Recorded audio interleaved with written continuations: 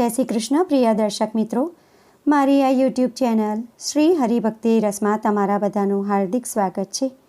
આજના વિડીયોમાં આપણે રક્ષાબંધનના પવિત્ર તહેવાર વિશે શ્રવણ કરીશું। રક્ષાબંધનના તહેવારનું મહત્ત્વ શું છે, આ તહેવાર ક્યારે મનાવવામાં આવશે તથા આ દિવસે શું કરવું શું ન કરવું તથા જ્યારે બહેનો ભાઈને રાખડી બાંધે છે ત્યારે કયો મંત્ર બોલવાનો, એ બધું જ આપણે આજના વિડીયોમાં જાણીશું। તો વિડીયો તમે અંત સુધી શ્રવણ કરતા રહેજો અને વિડીયો ઉપયોગી લાગે તો આ વિડીયોને બીજા લોકો સુધી પણ પહોંચાડજો, જેથી બીજા લોકો પણ જાણકારી મેળવી શકે। આ દિવસે શુભ યોગો પણ બની રહ્યા છે તે પણ આ વિડીયોમાં આપણે જાણીશું તથા શુભ મુહૂર્ત વિશે પણ જાણીશું। દેશભરમાં રક્ષાબંધનનો તહેવાર ખૂબ જ ધામધૂમથી ઉજવવામાં આવે છે। દર વર્ષે શ્રાવણ માસના શુક્લ પક્ષની પૂર્ણિમાના દિવસે રક્ષાબંધનનો તહેવાર ઉજવવામાં આવે છે। રક્ષાબંધનનો તહેવાર ભાઈ બહેન વચ્ચેના પ્રેમ અને રક્ષણના બંધનની ઉજવણી કરે છે। રક્ષાબંધનના દિવસે બહેનો તેમના ભાઈની કલાઈ પર રાખડી બાંધે છે અને ભાઈ તેમની રક્ષા કરવાનું વચન આપે છે। રક્ષાબંધનના દિવસે કલાઈ પર બાંધવામાં આવતી રાખડી માત્ર એક દોરો જ નથી, પરંતુ ધર્મ, રક્ષણ, ફરજ, પ્રેમ અને શ્રદ્ધાનું પ્રતીક છે। આ દિવસ ઉજવવા પાછળ બે પૌરાણિક કથાઓ છે। આ વાર્તાઓ એટલે કે કથાઓ દ્રૌપદી અને શ્રી કૃષ્ણ તથા રાજા બલિ અને લક્ષ્મી માતા સાથે સંબંધિત છે। હવે આપણે રક્ષાબંધનનો તહેવાર કયા દિવસે ઉજવવામાં આવશે અને આ દિવસના શુભ મુહૂર્ત કયા કયા છે તથા રાખડી બાંધવાનો શુભ સમય શુભ મુહૂર્ત કયું છે તથા આ દિવસે કયા સંયોગો બની રહ્યા છે, એ બધું જ આપણે આગળ વિડીયોમાં જાણીશું। કોઈ પણ શુભ કાર્ય કરતાં પહેલાં ભદ્રાકાળ અવશ્ય જોવામાં આવે છે, જેથી તે કાર્યમાં કોઈ અશુભ પરિણામ ન આવે। આવી સ્થિતિમાં રક્ષાબંધનમાં ભદ્રાનું ચોક્કસ ધ્યાન રાખવામાં આવે છે। તો આ વર્ષે ભદ્રકાળ કયા સમયે છે તેના વિશે હવે આપણે શ્રવણ કરીશું।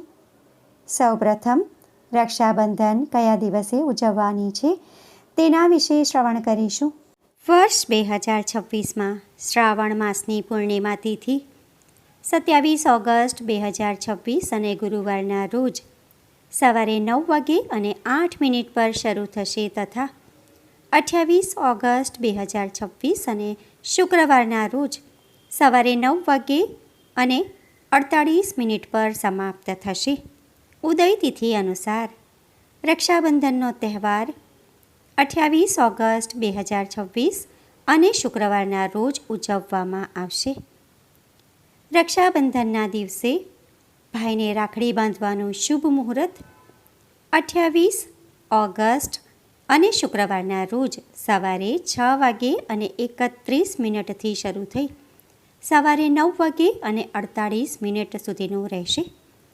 શક્ય હોય તો આ સમયગાળા દરમિયાન તમારે રાખડી બાંધી દેવી, અને જો તમારા માટે શક્ય ન હોય તો રાહુકાળ આવે છે। રાહુકાળ સવારે 10 વાગે અને 46 મિનિટથી શરૂ થઈ બપોરે 12 વાગે અને 22 મિનિટ સુધી રહેશે। તો એ સમયગાળા દરમિયાન તમારે રાખડી બાંધવી નહીં। એ સમયગાળા દરમિયાન જો તમે રાખડી બાંધો તો અપશુકન થાય છે, તો એ સમયગાળા સિવાય તમે કોઈ પણ સમયે રાખડી બાંધી શકો છો, કારણ કે વર્ષ 2026માં પૂર્ણિમાના દિવસે ભદ્રકાળ આ વખતે કોઈ પણ બાધા કરશે નહીં। વર્ષ 2026માં ભદ્રકાળ 27 ઓગસ્ટ અને ગુરુવારના રોજ જ્યારે પૂર્ણિમાની શરૂઆત થાય છે ત્યારે શરૂ થશે અને 28 ઓગસ્ટ 2026 અને શુક્રવારના રોજ સૂર્યોદય પહેલાં જ સમાપ્ત થઈ જાય છે। તેથી ભદ્રકાળ આ વખતે બાધા બનશે નહીં. તો જો તમે શુભ મુહૂર્તમાં રાખડી બાંધી ન શકો તો તમે આખો દિવસ બીજા કોઈ પણ સમયે જ્યારે રાહુકાળ હોય તે સિવાયના સમય દરમિયાન પણ રાખડી બાંધી શકો છો. 28 ઓગસ્ટ 2026 અને શુક્રવારના રોજ સૂર્યોદય સવારે 6:21 પર થશે તથા સૂર્યાસ્ત સાંજે 6:59 પર થશે. હવે આપણે રક્ષાબંધનના દિવસે જે શુભ યોગો બની રહ્યા છે તેના વિશે શ્રવણ કરીશું. રક્ષાબંધનના દિવસે સુકર્મા યોગ, ત્રિપુષ્કર યોગ, સર્વાર્થ સિદ્ધ યોગ સાથે બીજા યોગો પણ બની રહ્યા છે જે ખૂબ જ શુભ માનવામાં આવે છે. હવે રક્ષાબંધનના દિવસે રાખડી બાંધવાની શુભ વિધિ વિશે હવે આપણે શ્રવણ કરીશું. રક્ષાબંધનના દિવસે બ્રહ્મ મુહૂર્તમાં ઉઠી જવું, ત્યારબાદ સ્નાનાદિ કાર્ય પતાવી સ્વચ્છ કપડાં પહેરવા, ત્યારબાદ સૂર્યદેવને અર્ઘ્ય આપવું અને તમારા આખા ઘર તથા પૂજા ઘરને સાફ સફાઈ કરવું અને ગંગાજળ છાંટી પવિત્ર કરવું. તમારા ઘરના આંગણાને પણ સાફ કરી અને રંગોળી પૂરવી. આ દિવસે પૂર્ણિમાની તિથિ હોવાથી સૌપ્રથમ ભગવાન શ્રી વિષ્ણુ અને માતા લક્ષ્મીની પૂજા કરવાની. તેથી તમારા પૂજા ઘરમાં એક બાજટ પર લાલ રંગનું કપડું પાથરવું, તેના પર ભગવાન શ્રી વિષ્ણુ અને માતા લક્ષ્મીજીની મૂર્તિની સ્થાપના કરવી. તેમને સૌપ્રથમ ગંગાજળથી અભિષેક કરવો, ત્યારબાદ પંચામૃતથી સ્નાન કરાવી ફરીથી શુદ્ધ જળથી સ્નાન કરાવવું. ભગવાન શ્રી વિષ્ણુને ચંદનનું તિલક કરવું, માતા લક્ષ્મીને કંકુનું તિલક કરવું, તેમને અક્ષત, અબીર, ગુલાલ, સિંદૂર અને ફૂલો અર્પણ કરવા તથા ફૂલોની માળા પહેરાવવી. ભગવાન શ્રી વિષ્ણુને તુલસીપત્ર અર્પણ કરવું તથા તેમના મંત્રો બોલીને તેમની પૂજા કરવી. ત્યારબાદ ધૂપ કરી દીપ પ્રગટાવવું અને તેમની આરતી કરવી. ભોગમાં તમારે નાળિયેર, મીઠાઈ અને ફળોનો પ્રસાદ ધરાવવો. ત્યારબાદ થાળ ગાવો અને આ દિવસ નિમિત્તે જે કથા છે તે ખાસ શ્રવણ કરવી. અને રક્ષાબંધન હોવાથી સૌપ્રથમ તમારે ભગવાનને રાખડી બાંધવાની અને પ્રાર્થના કરવાની કે હે પ્રભુ, મેં તમારી કલાઈ પર રાખડી બાંધી છે, તેથી હરેક ક્ષણે તમે મારી રક્ષા કરજો. અને ત્યારબાદ ભાઈના ઘરે રાખડી બાંધવા જવા માટે થાળી શણગારવી. થાળીમાં કંકુ, અક્ષત, દીપ, રાખડી અને મીઠાઈ લઈને જવું. સૌપ્રથમ ભાઈએ પૂર્વ દિશા તરફ અને બહેને પશ્ચિમ દિશા તરફ મુખ કરીને બેસવું. ત્યારબાદ બહેને ભાઈના કપાળ પર કંકુનું તિલક કરવું, ચોખા લગાવવા તથા ચોખાથી વધામણી કરવી.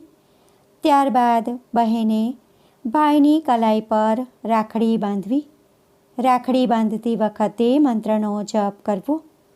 મંત્ર આ પ્રમાણે છે: યેન બદ્ધો બલિ રાજા દાનવેન્દ્રો મહાબલઃ તેન ત્વામ પ્રતિબદ્ધનામી રક્ષે માચલ માચલઃ. આ મંત્રનો જપ કરવો. ત્યારબાદ ભાઈની આરતી કરવી અને ભાઈને મીઠાઈ ખવડાવવી. ત્યારબાદ ભાઈએ બહેનને ભેટ આપવી અને બહેનની રક્ષા કરવાનું વચન આપવું. રાખડી બાંધતી વખતે બહેને પણ તેમના ભાઈના લાંબા આયુષ્ય અને સુખ શાંતિથી ભરપૂર જીવનની કામના કરવાની અને સારા આરોગ્યની પણ કામના કરવાની. આ રીતે ખૂબ જ ધામધૂમથી અને પ્રેમભાવથી રક્ષાબંધનનો તહેવાર ઉજવવાનો. આ દિવસે પૂર્ણિમાની તિથિ હોવાથી તમારે ભગવાન શ્રી વિષ્ણુ તથા માતા લક્ષ્મીના મંદિરે જઈને પણ પૂજા કરવાની. આ દિવસે પીપળાના વૃક્ષની પણ તમારે ખાસ પૂજા કરવી જોઈએ. પીપળાના વૃક્ષને સૌપ્રથમ જળ અર્પણ કરવું. ત્યારબાદ કંકુ, અક્ષત, અબીર, ગુલાલ અને ફૂલો અર્પણ કરવા તથા લાલ દોરો બાંધીને ઓછામાં ઓછી 7 વખત પ્રદક્ષિણા કરવી. આ દિવસે ગાયને ઘાસચારો, રોટલી અને ગોળ પણ ખાસ ખવડાવવો જોઈએ. તેનાથી તમને અક્ષય પુણ્યની પ્રાપ્તિ થાય છે. હવે આ દિવસે આપણે શું કરવું અને શું ન કરવું તેના વિશે શ્રવણ કરીશું. રક્ષાબંધનના પવિત્ર તહેવારના દિવસે કાળા રંગના વસ્ત્રો ન પહેરવા જોઈએ. ભાઈએ કાળા રંગની વસ્તુઓ બહેનને ભેટમાં ન આપવી જોઈએ. આ દિવસે ઘરને સ્વચ્છ અને પવિત્ર કરવું. ઘર અને મંદિરની સ્વચ્છતાનું ખાસ ધ્યાન રાખવું. આ દિવસે ભાઈ બહેનોએ એકબીજા સાથે દલીલ ન કરવી અને પ્રેમ ભાવથી રહેવું જોઈએ. કોઈના વિશે ખરાબ વિચારવું નહીં. કોઈનું ભૂલથી પણ અપમાન ન કરવું જોઈએ. કોઈને અપશબ્દો ન બોલવા જોઈએ. આ દિવસે તામસિક ભોજનનું સેવન ન કરવું જોઈએ. ફક્ત સાત્વિક ભોજન જ ગ્રહણ કરવું જોઈએ. તો ભક્તો, આજના વિડીયોમાં આપણે રક્ષાબંધનના તહેવારનું મહત્ત્વ શું છે, રક્ષાબંધનનો તહેવાર કયા દિવસે ઉજવવામાં આવશે, શુભ મુહૂર્ત કયા કયા છે તથા રક્ષાબંધનનો તહેવાર કેવી રીતે ઉજવવાનો, આ દિવસે શું કરવું શું ન કરવું એ બધું જ આપણે જાણ્યું છે. આશા કરું છું કે આજનો વિડીયો તમને પસંદ પડ્યો હશે તથા ઉપયોગી લાગ્યો હશે. જો વિડીયો તમને પસંદ પડ્યો હોય અને ઉપયોગી લાગ્યો હોય તો વિડીયોને લાઈક કરી બીજા લોકો સુધી વિડીયોનો પ્રચાર કરજો, જેથી બીજા લોકો પણ શ્રવણ કરી શકે અને તે પુણ્યના પણ તમે ભાગીદાર થાવ. કોમેન્ટમાં જય શ્રી કૃષ્ણ જરૂરથી લખજો. ફરી મળીશું નવા વિડીયો સાથે. ત્યાં સુધી બધા ભક્તોને મારા જય શ્રી કૃષ્ણ. વિડીયો જોવા માટે ધન્યવાદ.